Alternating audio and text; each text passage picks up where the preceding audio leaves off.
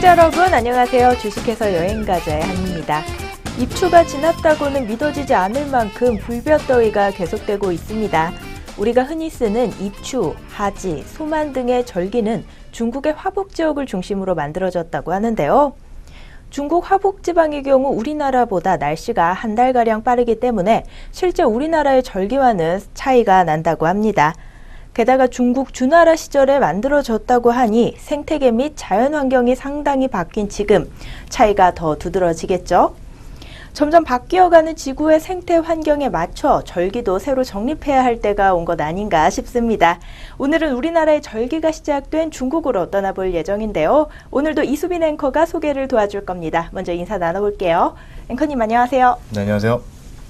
네, 오늘은 가까운 이웃나라 중국에 대한 여행지로 선정해 주셨다고 들었습니다. 그런데 워낙 대륙이 넓은 만큼 여행지 선정이 쉽지 않으셨을 것 같아요. 오늘의 여행지 선정 기준 어떤 게 있을까요? 네, 워낙 넓고 볼거리가 많은 중국인지라 어느 지역을 선정할지 정말 고민이 많았습니다.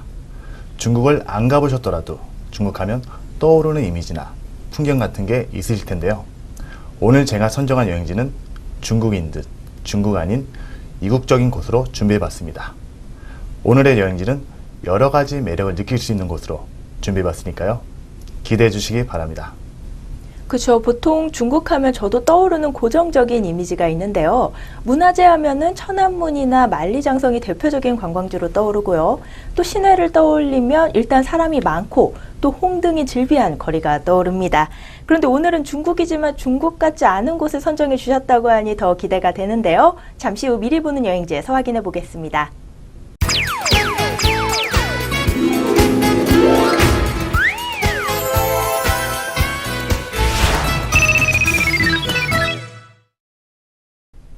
네, 오늘의 중국 여행지 어떤 여행지로 준비를 해 오셨는지 먼저 첫 번째 여행지부터 들어볼게요. 네, 아직 휴가를 못 가신 분들도 많으실 텐데요. 오늘 이 여행지를 보면 이곳을 가시지 않을까 하는 생각이 듭니다. 오늘의 여행지는 지금까지 생각하고 계셨던 중국의 여행지가 아닙니다. 그럼 지금부터 여러 가지 매력을 느낄 수 있는 중국의 은천을 화면으로 함께 만나보시죠. 첫 번째로 소개해드릴 곳은 중국의 타지마을이라고 불리는 중국 회양문화원입니다.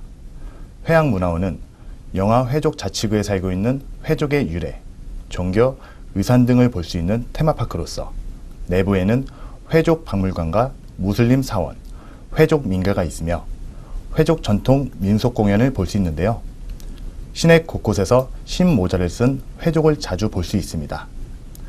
회족은 중앙아시아에 거주하고 있었는데 몽고족이 세운 원나라 때 강제 이주되어 이 머나먼 중국 땅에 거주하게 되었습니다. 회족은 이슬람교를 믿으며 언젠가는 꼭 고향으로 돌아가겠다는 마음을 품어 돌아올 회자를 써서 회족이라 부르게 되었다고 합니다. 정말 멋있게 건물을 잘 지은 것 같은데요. 특히 가운데를 기점으로 해서 분수대가 일자로 나 있는데 멀리서 사진을 찍으면 정말 멋있다고 합니다. 외관도 감상하고 중국 회양문화원 내에 박물관이 있어서 회족에 대한 역사 및 물건들을 보면서 역사 깊게 공부를 할 수도 있습니다. 이뿐만 아니라 다양한 공연과 체험을 통하여 관광객들에게 지루하지 않게 즐거움을 줄 수 있다고 합니다. 네, 오늘의 첫 번째 여행지 중국 회양문화원이었습니다. 중국에는 다양한 소수민족들이 어우러져 살고 있는데요. 그 중에서도 회족에 대한 유래와 문화를 엿볼 수 있는 곳이었던 것 같습니다. 볼거리도 볼거리지만 교육차 방문하기에도 참 좋겠다는 생각이 드는데 이 외에 또 중국의 문화에 대해서 알아볼 만한 관광지 또 있을까요? 네, 있습니다. 아주 오랜 역사를 간직한 여행 코스가 있는데요. 화면으로 함께 만나보시죠. 두 번째 여행지는 수동구 풍경구인데요. 수동구는 구석기 시대부터 명나라까지의 3만 년의 시간을 아우르는 긴 시간 동안 역사에 대한 유물과 유적이 존재하는 곳이며 중국에서 최초로 구석기 시대의 유적이 발굴된 곳이기도 합니다. 1928년 프랑스인에 의해 발굴된 수동구는 약 10만 년 전 구석기 시대의 유적으로 알려져 있다고 하는데요.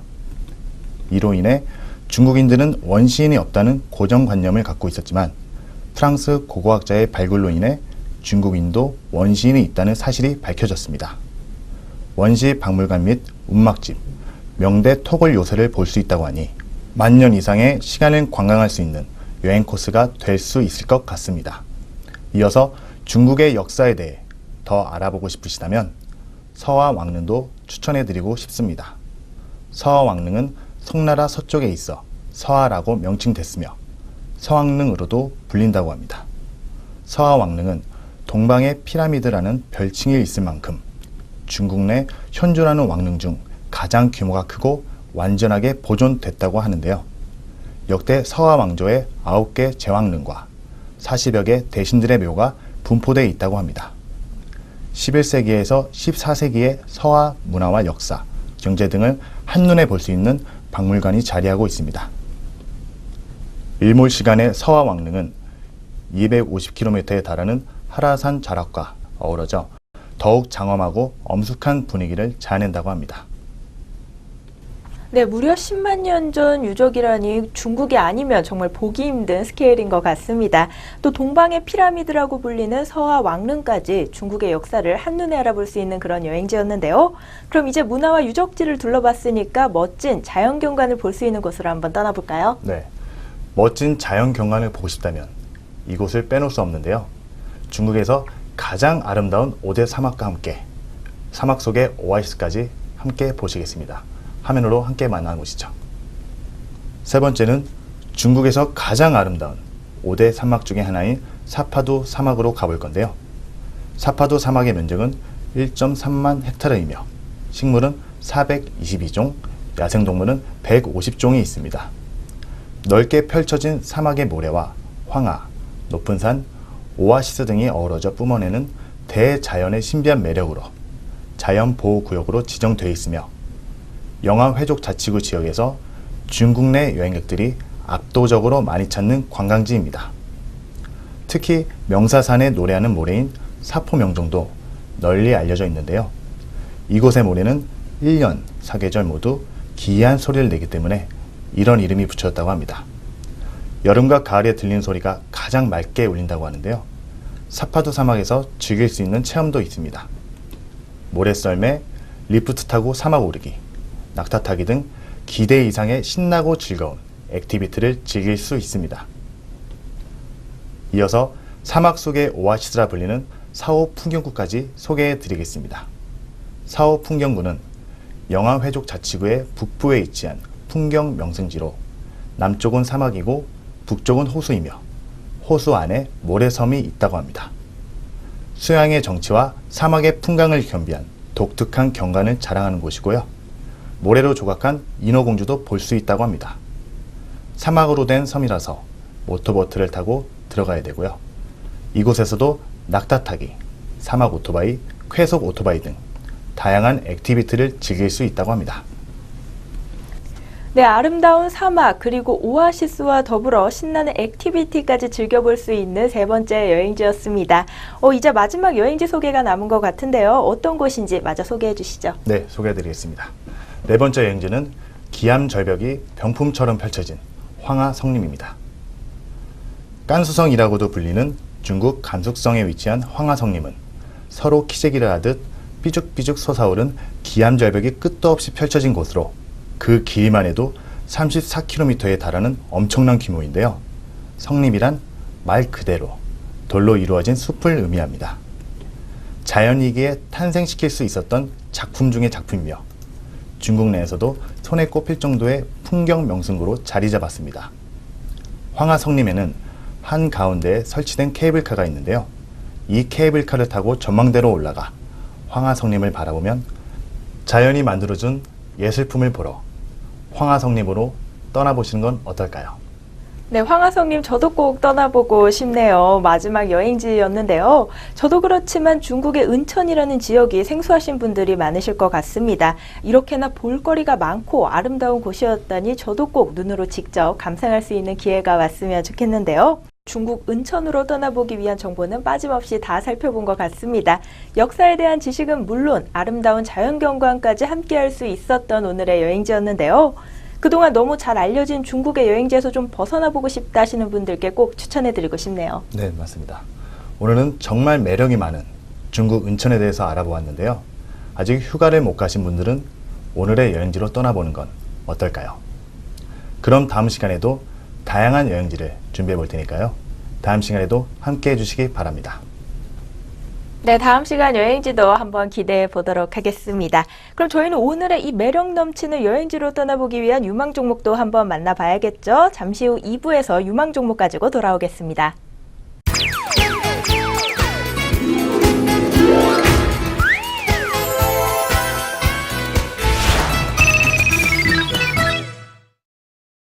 네, 이어지는 시간 오늘의 여행지로 떠나보기 위한 유망 종목 알아보는 시간입니다. 오늘도 저희에게 유망 종목 소개해줄 황대현 위원과 먼저 인사 나눠보도록 하겠습니다. 위원님 안녕하세요. 네, 안녕하세요. 네, 그럼 오늘의 유망 종목 본격적으로 살펴보기 전에 지난 시간 유망 종목 한번 짚고 넘어가 보도록 하겠습니다. 지난 시간 유망 종목으로는 현대건설과 서울반도체 이 두 종목 꼽아 주셨었는데 이 종목들 차트 흐름 한번 다시 봐주시죠. 예, 현대건설은 이제 목표가를 4만 원, 손절가를 3만 3천 원을 좀 말씀을 드렸는데요. 말씀드리고 나서 주가의 그 흐름은 일단은 긍정적 흐름으로 변화가 되고 있습니다. 차트 흐름을 좀 보도록 하겠습니다. 그동안에 이제 그 주가의 그 흐름을 볼 때 그 행보, 국면의 그 바닥 다지기를 상당히 했고요. 소파동의 그 흐름이 나타나면서 결국 양봉의 그 흐름이 강하게 나타났습니다. 약간 음봉이지만 여기서는요, 주가의 어떤 그 추세 흐름이 현재 진행이 되고 있다. 이렇게 좀 볼 수 있죠. 바로 원형 바닥 탈출형이다 이렇게 보기 때문에요. 갖고 계신 분들은 계속 지난주에 그 목표 전략과 이런 그 투자 마인드를 계속 가져가는 것이 바람직하다 이렇게 말씀을 좀 드리겠고요. 두 번째 바로 그 IT 업종이죠. 서울 반도체를 말씀을 좀 드렸던 부분인데요. 5일선과 21선이 이제 그 접목이 되면서 다시 한번 강한 양봉이 현재 나타나는 이런 모습을 보이고 있습니다. 일단 최근 그 추세 그 흐름을 볼 때 현재 그 파동이 그 진행이 되면서요. 이 파동에 대한 그 기대가 높다. 이렇게 좀 볼 수가 있습니다. 그래서 목표가 바로 서울 반도체 2만 원의 그 목표가는 계속 1차 목표가는 가져가는 이러한 그 전략으로 접근하는 것이 바람직하다 보겠습니다. 현대건설은 긍정적인 차트 흐름이 이어지고 있으니까요. 지난 시간 매매 전략 그대로 가져가셔도 좋을 것 같고요. 서울반도체 역시 강한 반등 흐름이 나오면서 추가적인 상승 흐름까지 이어질 수 있겠습니다. 지난 시간 매매 전략 그대로 가져가시면 좋을 것 같습니다. 그럼 이제 본격적으로 오늘의 신규 유망 종목 한번 살펴보도록 하겠습니다. 오늘의 첫 번째 유망 종목으로는 로엔을 가지고 나와 주셨습니다. 카카오의 자회사로 편입되면서 실적에 대한 기대감도 더욱 커졌는데요. 올해 실적 어떻게 전망되고 있는지부터 한번 짚어볼까요? 일단 가장 중요한 그 메인 매출 부분이 그 멜론의 그 플랫폼 유료 가입자 수와 관련이 있다 이렇게 좀 보는데요. 가입자 수가 이제 8,900만 계속 그 늘어날 것으로 예상이 되고 있습니다. 특히 이제 아티스트들의 그 오프라인 판매 부분도 호조가 된다는 이런 얘기가 나타나면서 올해 매출 부분도 일단은 현재 그 19%, 영업이익도 한 17% 정도 현재 나타날 것으로 보이고 있습니다. 특히 그동안 이제 그 매출 부진이 그 로엔이 나타난 게 바로 매니지먼트 사업이었거든요. 그런데 최근에 들어오면서 매출 증가가 서서히 그 진행이 되고 있다 이렇게 좀 볼 수 있습니다. 다만 영업이익률 부분에 있어 가지고는 1분기 대비 2분기에는 현재 그 사업 비용이라든가 서버 인건비 뭐 이런 부분이 들어가면서 부대 비용 때문에요. 1분기 대비 그 하락할 것으로 보이고 있지만 전반적인 올해 실적 흐름을 볼 때는 일단 긍정적으로 실적을 좀 거머쥘 수 있지 않겠나 이렇게 우리가 접근을 좀 해볼 수 있겠습니다. 네, 올해 실적은 대부분 시장 예상치에 부합할 것으로 전망되고 있습니다. 로엔의 경우 매니지먼트 사업도 활발하지만 매출 비중의 70% 이상을 차지하고 있는 음원 콘텐츠 사업이 앞으로의 성장성에 있어서 중요한 부분이 될 것 같은데요. 이 부분은 어떻게 평가되고 있는지도 한번 전해주시죠. 아마 그 주력 사업인 그 멜론 플랫폼 부분이 가장 그 중요하다 이렇게 본다. 아까 70% 이상의 그 유료 가입자 수가 계속 그 돌파하면서요. 앞으로의 성장성을 볼 때 계속적으로 이어질 것이냐 이것을 우리가 좀 살펴봐야 된다 이렇게 좀 보는데요. 준비된 그 그림을 보신다면은요. 특히 그 멜론은 그 이러한 그 시장에서 압도적인 시장 점유율을 유지하고 있는 이런 부분이 나타나고 있습니다. 벅스라든가 소리바다 이렇게 보시면은 상당히 그 50% 60%대 그 멜론이 유지가 되면서요. 차이가 계속적으로 나타나고 있고요. 바로 로엔의 그 가입자 수를 전망을 봐더라도 계속 2016년도, 2017년도, 18년도까지 이러한 가입자 수가 계속적으로 늘어날 것으로 좀 보이고 있습니다. 특히 이제 카카오가 그 대주주가 되면서요, 최근에 그 요금 인상도 발표가 되었거든요. 그래서 이런 부분이 나타나면서 이러한 그 가입자 수가 그 전망되고 있다는, 늘어나고 있다는 부분은 일단은 고무적으로 좀 평가가 될 수가 있다. 이렇게 좀 볼 수 있습니다.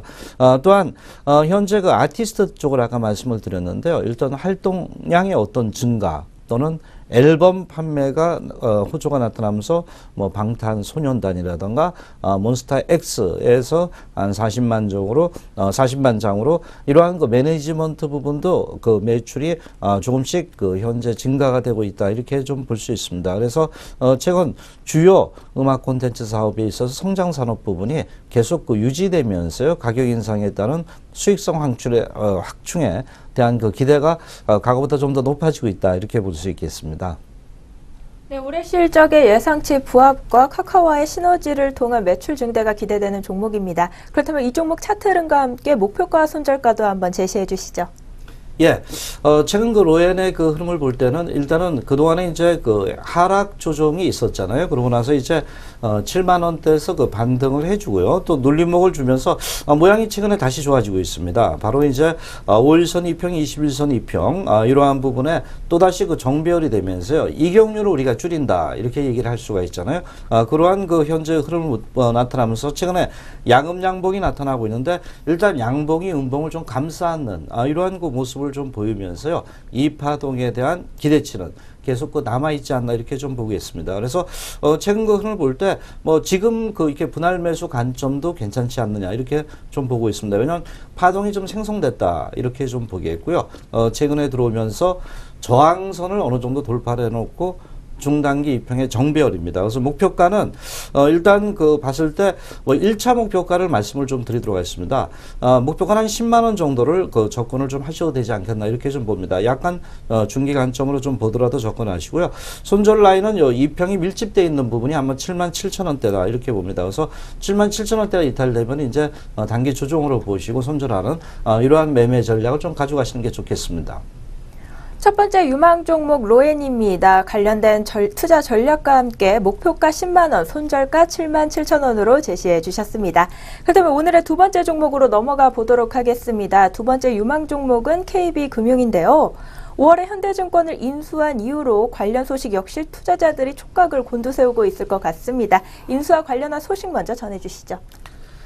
예, 일단 그 시장에서는요, 현대증권의 인수에 대해서 그 KB금융의 그 시너지 효과가 상당히 높아질 것이라는 관측입니다. 그래서 이것은 일단 긍정적으로 시장에서 비춰지고 있다. 다만 이제 그러한 그 인수 과정의 절차가 좀 남아있는 부분인데 아마 무난히 그 진행될 것으로 좀 보이고 있습니다. 신주 3,100만 주를 발행하는데요. 그래서 이제 현대증권 주식과 주주와 주식 교환을 합니다. 막 교환을 하면서 이제 일단은 큰 풀에는 완전 자회사로 아마 이끌어 갈 것으로 이렇게 좀 보고 있는데요.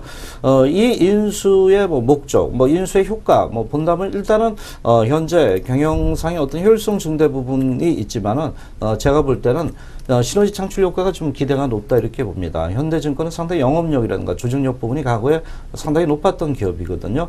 또한 최근에 미국 경제 흐름이 좀 안정이 되면서요.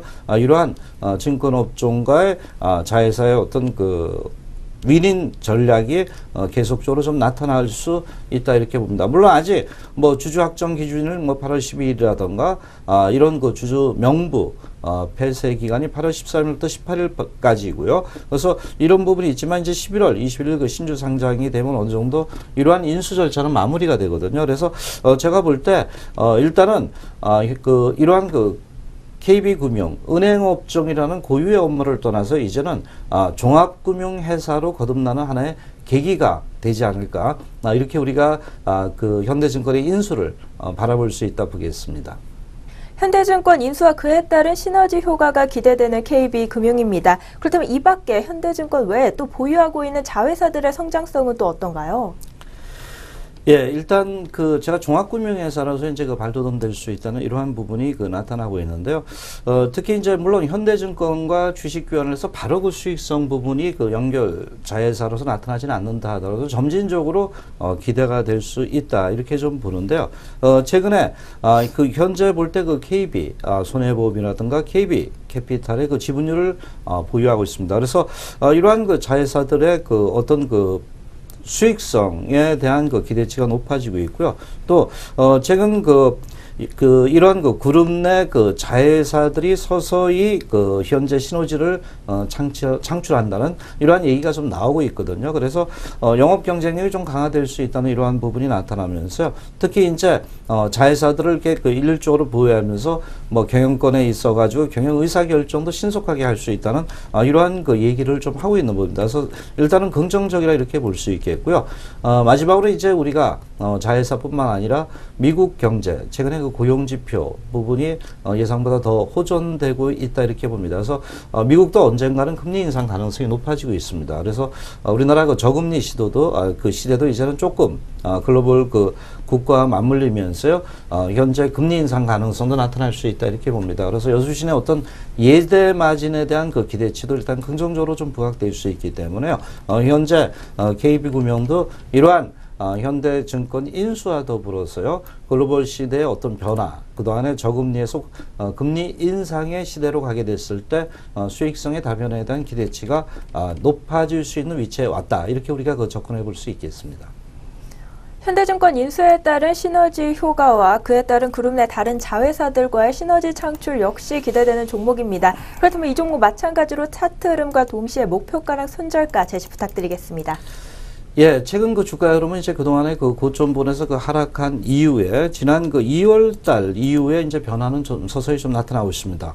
일단 가장 큰 변화는 그동안 그 하락 기조 부분에서 중요한 저항점이라 이렇게 볼 수 있습니다. 저항존을 갖다가 현재 돌파를 했다는 겁니다. 그것은 뭐냐면 이제 우리가 이제 뭐 이동평균선이라 그러죠. 대개 이제 이 평을 볼 때 우리가 여기서 과거에 물렸던 물량이라든가 건너의 물량 이런 부분에 부담감이 있기 때문에 이 아래 캔들이 존재하게 되면 상당히 계속 물량 압박을 받습니다. 여기서 마찬가지였잖아요. 그런데 요번에 강력한 파동을 일으키면서 돌파를 해놨습니다. 그러고 나서 이제 조정 이후에 다시 현재 중단기 이평의 정배열을 돼가고 있다는 것입니다. 그래서 이런 부분을 볼 때 과거는 좀 다른 패턴의 흐름을 좀 보여주고 있다고 우리가 볼 수 있겠죠. 그래서 힘이 균형이 이제 하방향에서 상승 쪽으로 좀 분출하는 이러한 그 모습을 좀 보여주고 있어요. 그래서 주가 흐름이 좋고요.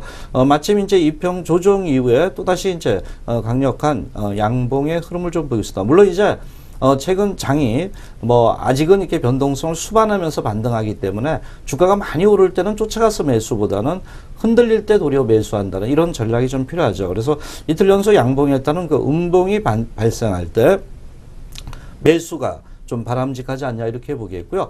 뭐 1차적인 목표가는 이렇게 그 캔들을 보면요. 한 42,000원대 구간까지 물량이 없습니다. 직전 고점이다. 전 이렇게 좀 보거든요. 그래서 여기서 약간 뭐 중기적인 관점, 은행업종이니까 뭐 단기 시각보다는 중기 관점으로 42,000원대를 목표가를 두면서 이렇게 뭐 변동성을 주면서도 저점의 어떤 상승이 되지 않겠나 보고 요번 매수 이후에 지지 라인은 바로 요 캔들의 그 저점이죠. 만약 여기 깨면 이제 그 패턴이 좀 일단 단계적으로 훼손된다 이렇게 보거든요. 그래서 34,000원대 지지 라인을 좀 설정을 해놓고 이 종목을 접근을 해도 되지 않겠나 보겠습니다.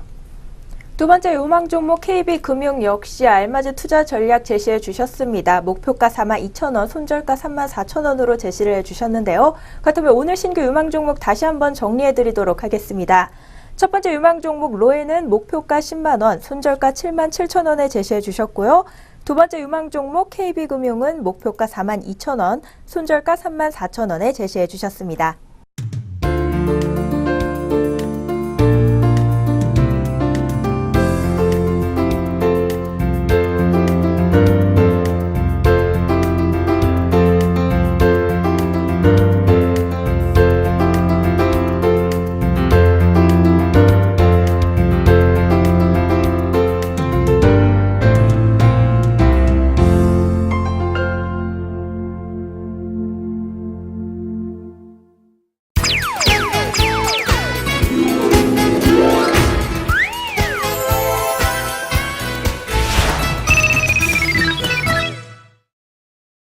네, 오늘 이렇게 여행지와 함께 주목받고 있는 유망 종목까지 알아봤습니다. 투자에 잘 참고하셔서 좋은 수익 내셨으면 좋겠고요.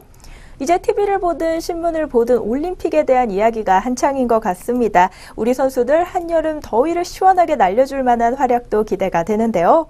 좋은 성적도 물론 중요한 부분이 될 수 있지만 꼭 메달이 아니더라도 최선을 다해 뛰어주는 선수들 개개인에게 따뜻한 관심과 응원 한마디도 참 중요할 것 같습니다. 그럼 저희는 다음 시간에 더 멋진 여행지와 주목할 만한 유망 종목 가지고 돌아오도록 하겠습니다. 시청해주신 여러분 고맙습니다.